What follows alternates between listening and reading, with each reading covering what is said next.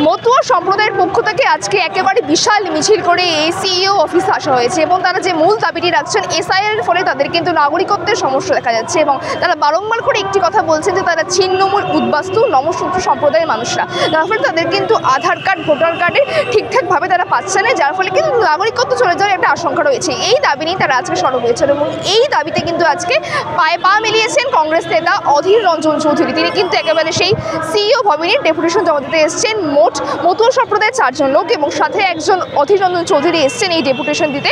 সরাসরি শুনে নেব তারা ঠিক কী বলছেন এই এসআইআর সরলীকরণ করা নিয়ে। মতুয়াদের দুর্দশা চোখের জল। স্বাধীনতার পরে এই ভারতবর্ষে কংগ্রেসের লোকেরা, ইন্দিরা গান্ধী থেকে শুরু করে সবাই, তারা তাদের চোখের জল মুছিয়েছিল নাগরিকত্বের প্রশ্নে, তাদের পুনর্বাসনের প্রশ্নে, তাদের রুটি রুজি রোজগার বাসস্থানের প্রশ্নে। আর আজকে পশ্চিমবাংলায় এই মতুয়াদের দুর্দশার কারণ হচ্ছে বিজেপি সরকার। বিজেপি এদেরকে পথে বসিয়েছে। It's a clear case of fraud, clear case of fraud. তাদের ভোট নিয়ে নরেন্দ্র মোদী প্রধানমন্ত্রী হয়েছে, তাদের ভোট নিয়ে নরেন্দ্র মোদী প্রধানমন্ত্রী হয়েছে, শান্তনুবাবুরা এই রাজ্যে এমপি হয়েছে, অথচ আজকে নাগরিকত্বের প্রশ্নে তাদেরকে পথে বসিয়েছে বিজেপি। এর জবাব দিতে হবে। আগামী প্রজন্ম দাঁড়িয়ে দাঁড়িয়ে দেখছে মতুয়া সম্প্রদায়ের বিস্তীর্ণ পশ্চিমবাংলার মানুষ আজকে পথে। আমরা সরকারে না থাকতে পারি, আমরা এই বিজেপির তঞ্চকতা, দ্বিচারিতা, এই ফ্রডগিরির বিরুদ্ধে আমরা মানুষের কাছে যাব।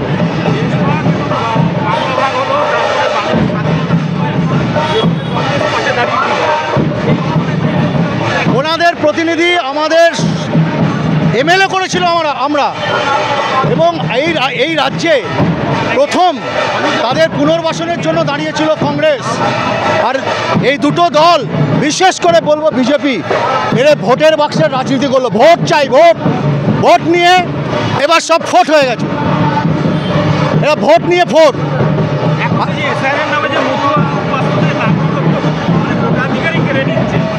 আরে শুধু নয়, তা নয়, এদের এক একটা নেতা বলছে ডিটেনশন ক্যাম্পে পাঠাবে। বাপের জমিদারি নাকি মতুয়া সম্প্রদায়কে ডিটেনশন ক্যাম্পে পাঠাবে? আমরা বেঁচে থাকতে হবে না, কংগ্রেস যতদিন বেঁচে থাকবে হবে না। রাহুল গান্ধীর নেতৃত্বে এদের পাশে দাঁড়াবো আমরা। আমরা অবশ্যই এদের বিষয়টাকে নিয়ে লড়বো। তার কারণ আমরা কোনো ধান্দাবাজির জন্য এখানে আসিনি, আমরা কোনো পলিটিক্স করতে এখানে আসিনি। আমরা পতাকা ছাড়া আমাদের কংগ্রেস কর্মীরা রাস্তায়, একটা কংগ্রেস কর্মীর হাতে আপনি কংগ্রেসের পতাকা দেখতে পাবেন না। আমরা এসছি, এদের বিরুদ্ধে তঞ্চকতা করা হয়েছে, ফ্রড করা হয়েছে, এদের থেকে ভোট নেওয়া হয়েছে, এদেরকে লুট করা হয়েছে। আর এখন শুনছি ক্যাম্প করে কোথাও নাগরিকত্ব দেওয়ার বাহানা দিচ্ছেন। দেননি কেন? আপনারা দেননি কেন? 2014 সাল থেকে ক্ষমতায় আছেন। দেখুন, মতুয়াদের যখন অধীর চৌধুরীকে ডেকেছে, আমরা মতুয়াদের সাথে আছি, ছিলাম, থাকবো। মতুয়াদের কেন, মুসলমান, শিখ, ইসাই সবার জন্যে আমরা আছি। কেউ ভয় পাবে না। এই যদি ইলেকশন কমিশন যে তুগলতি ফরমান দিচ্ছে 1 মাসের মধ্যে সব কিছু করে দেবে, বিএলওকে ওরা জিন ভাবে। क्या हुकुम है मेरे आका? ও ইলেকশন কমিশন চিরাগ ঘষবে আর বিএলওরা দাঁড়িয়ে যাবে, क्या हुकुम है मेरे आका। 1 মাসে সব টুক করে হয়ে যাবে। এই যদি ভাবে ইলেকশন কমিশন, তাহলে ইলেকশন কমিশনের ভুল। এইভাবে আপনি বিএলওদের উপরে অত্যাচার করতে পারবেন না, আপনি মতুয়াদের উপরে অত্যাচার করতে পারেন না, আপনি মানুষের উপরে অত্যাচার করতে পারেন না। আপনি কি ভেবেছেন 1 মাসের মধ্যে যেই কাজটা 2 সাল 3 সালে হতো আপনি 1 মাসে করে দেবেন? কি ভেবে যায়? যখন ইলেকশন আসবে, যেখানে ইলেকশন আছে ওইখানে আপনার এসআর করা দরকার। কেন ইলেকশনের পরেও তো এসআর হইতে পারতো? কেন ইলেকশন আগে এসআর করবেন? ভোট চুরি করার জন্যে, লোককে বাদ করার জন্যে। বিহারে তো 70 লাখ মানুষ বাদ হয়েছে, কতটা ডিটেনশন ক্যাম্পে গেছে, কতটা রোহিঙ্গা বের হয়েছে, আপনি ডেটা দিলেন না কেন? আপনি বলুন না, অমিত শাহকে জিজ্ঞেস করছি কতটা রোহিঙ্গিয়া বাংলাদেশি ছিল বিহারে, 70 লাখ মানুষের ভোট বাতিল হয়েছে, তাহলে ওর মধ্যে কতটা ডিটেনশন ক্যাম্প করেননি। আপনি শুধু বোকা বানাচ্ছেন, বিএলওদেরকে জিন ভাবেন, মানুষদেরকে বোকা ভাবেন, এটাই নাটক চলছে। কিন্তু কংগ্রেস মাঠে আছে, ছিল, থাকবে, আমরা কোনো ভয় পাই না। আর একটা বাংলার মানুষ যখন পর্যন্ত না মেয়ে সাহেরে না উঠে যায়, আমরা এই আন্দোলনতে ছিলাম, থাকবো। আমরা মতুয়া সম্প্রদায়কে তো আতঙ্কিত করেছে একদিকে মমতা বন্দ্যোপাধ্যায়, আরেকদিকে বিজেপি, একদিকে শুভেন্দু অধিকারী। এরা বলছে যে মতুয়া সমাজের নাম কাটা যাবে, কিছু মানুষের নাম কাটা যাবে, তাদের নাম আমরা সিএর মাধ্যমে তুলব। এই বিজেপি যেদিন 2024 সালে যাদের ভোট নিয়ে তাদের এমপি হয়েছে, তাদের এমএলএ হয়েছে, এই সকল এমপিরা মিনিস্টার হয়েছে, কেন্দ্রীয় সরকার হয়েছে বিজেপি, আজকে তাদেরকে বলছে কিছু মানুষের নাম কাটা গেলে তাদের সিএর কথা কেন আজকে সিএর কথা বলছে? আমাদের প্রশ্ন এখানে, কেন সিএর নাম করছে? আর একদিকে মমতা বন্দ্যোপাধ্যায়, তিনি বলছেন যে আমি থাকতে কারো নাম কাটা। মমতা বন্দ্যোপাধ্যায় যখনই যে কথা বলেছে ঠিক তার উল্টো করেছে। আমরা সেটা ওয়াকআউট সম্পত্তির ক্ষেত্রে দেখেছি বিভিন্ন সময়। মমতা বন্দ্যোপাধ্যায় যা বলে তার উল্টো করে। আজকে মমতা বন্দ্যোপাধ্যায় কেন বলছে না কেন্দ্রে বিজেপি নরেন্দ্র মোদীকে চিঠি লেখুক যে মতুয়াদের নাম যাতে কাটা না যায়, তার জন্য অর্ডিন্যান্স আনুক? বাংলার মুখ্যমন্ত্রী মমতা বন্দ্যোপাধ্যায় একবারও বলবে না, কারণ এদেরকে ভোটের পণ্য হিসাবে ব্যবহার করতে চায়। কারণ ভোট নেবে, তাদের জন্য কোনো কাম নেই ভোট নেওয়া পর্যন্তই। শুভেন্দু অধিকারী বলছে হিন্দুরা থাকবে, মুসলিমরা বাদ যাবে, অনুপ্রবেশকারী নাকি শুধুমাত্র মুসলিম, হিন্দুরা।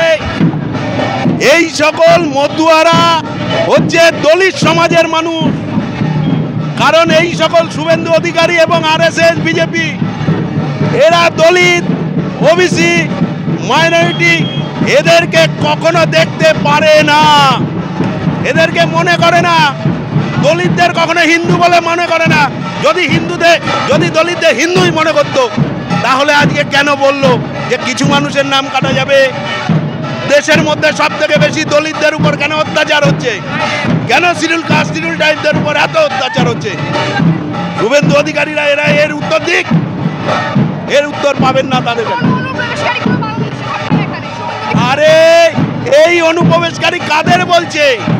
অনুপ্রবেশকারী আজকে বলছে, 24 সালে মনে ছিল না এদের অনুপ্রবেশকারী বলছে? এদেরকে বলছে শান্তনু ঠাকুর যারা আন্দোলন করছে তাদের রোহিঙ্গা কেন বলছে? এই রোহিঙ্গার ভোট নিয়ে তাদের শান্তনু ঠাকুর তাদের এমপি হয়নি, মিনিস্টার হয়নি, কেন্দ্রে বিজেপি সরকার হয়নি, কেন বলছে? এর জবাব দেবে না এরা? বিজেপি এর থেকে পার পেয়ে যাবে।